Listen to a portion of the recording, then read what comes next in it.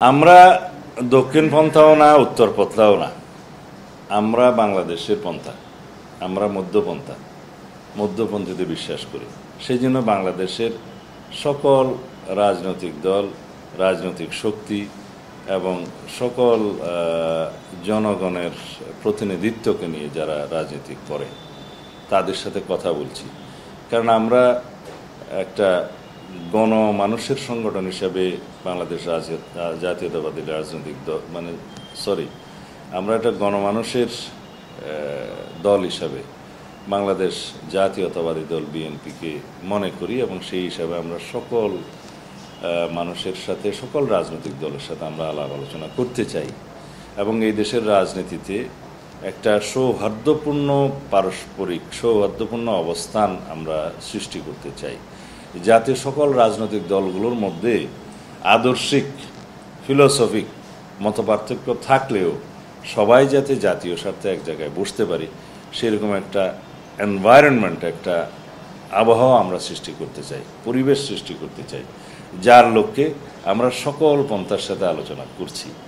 এখন ইসলামপন্থী দল হিসাবে যাদেরকে আপনারা অবহিত করছেন, হ্যাঁ, তারা তো বাংলাদেশের রাজনীতির একটা অংশের প্রতিনিধিত্ব করে এবং আরও বেশি করে বলবো যে যেখানে যে দেশে বাংলাদেশের জনগণের মধ্যে শতকরা 90% বেশি ইসলাম ধর্মাবলম্বী মুসলিম, তাদের একটা রাজনৈতিক সমর্থন না থাকলেও তাদের প্রতি একটা মানসিক সমর্থন আছে যে এই দেশে যারাই রাজনীতি করুক, আমরা যেমন বলি যে কোরআন সুন্নাহর বিরুদ্ধে কোনো আইন প্রণয়ন করা যাবে না, শরিয়া বিরোধী কোনো আইন প্রণয়ন করা যাবে না, এই বক্তব্য তারাও দেয়, আমরাও দেই।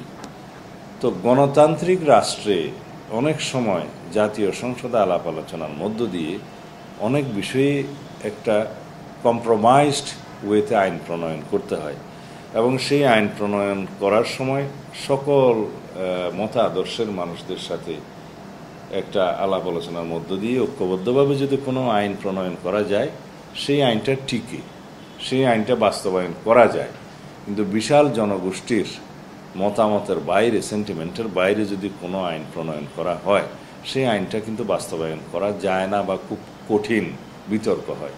সেই জন্য আমরা একটা ঐক্যমত্য সৃষ্টির প্রচেষ্টা নিয়েছি, যাতে ভবিষ্যতের রাজনীতিতে এবং আগামী দিনের যে রাষ্ট্র আমরা বিনির্মাণ করতে চাই, সেই রাষ্ট্রে কোনো রকমের বড় রকমের বিভেদ না থাকে, জাতীয় ঐক্যটা থাকে। সেই জন্য আমরা সবার সাথে আলোচনা করব এবং আমরা মনে করি বাংলাদেশের সবচাইতে বড় উদারপন্থী গণতান্ত্রিক রাজনৈতিক দল হিসেবে বিএনপির এটা একটা দায়িত্ব। ঢালাইয়ের সেরা প্রিমিয়ার সিমেন্ট। আমরা নির্বাচনের জন্য সবসময় প্রস্তুত। বিএনপির নির্বাচনমুখী দল।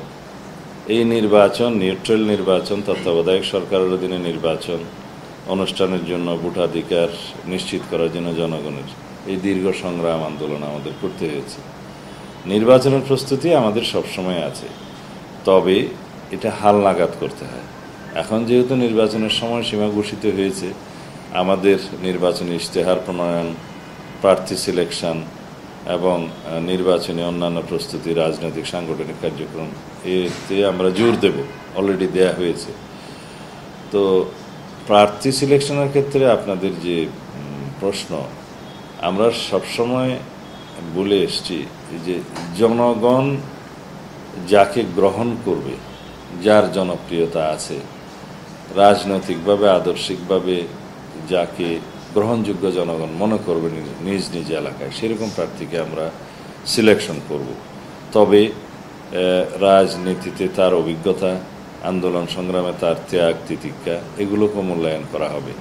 আমরা বেশি গুরুত্ব দিচ্ছি যে জুলাই আগস্ট ছাত্রগণ অভ্যুত্থানের যে আকাঙ্ক্ষা, মানুষের যে প্রত্যাশা, সেই প্রত্যাশাকে সামনে রেখে যে সমস্ত প্রার্থীকে আমরা মনে করব যে তাদের মধ্য দিয়ে সেই জনমনের প্রত্যাশা বা ছাত্রগণ অভ্যুত্থানের প্রত্যাশা প্রতিফলিত হবে, বাস্তবায়ন করা সম্ভব হবে, সেরকম প্রার্থী সিলেকশন করব এবং অবশ্যই তার মধ্যে আমরা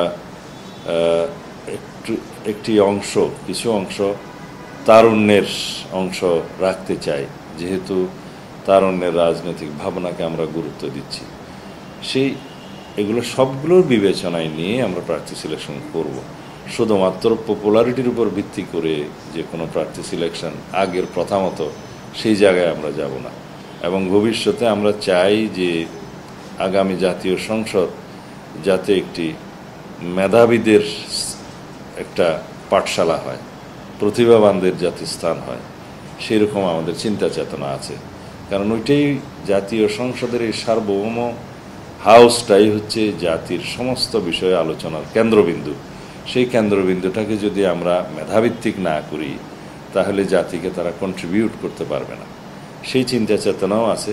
তারপরেও বাস্তবতা হচ্ছে রাজনীতির মাঠে যারা এত বছর কাজ করেছে, আন্দোলন সংগ্রাম করেছে, গণতন্ত্রের জন্য লড়াই সংগ্রাম করেছে, রাজনীতিতে অবদান আছে, সেই দিকটাও আমাদের বিবেচনায় নিতে হবে।